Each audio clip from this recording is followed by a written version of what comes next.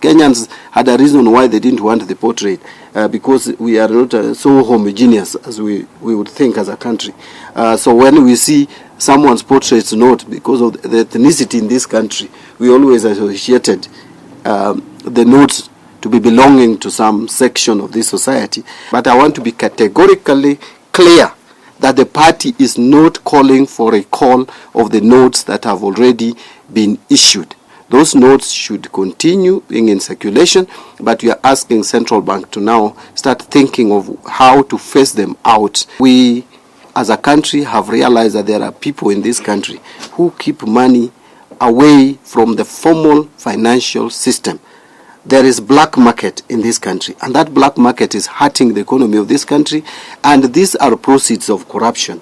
There is money laundering taking place in people's houses, people's private places, and that is what the central bank wanted to cure. That, to me, is a bold move, and as a party, we support that bold move. And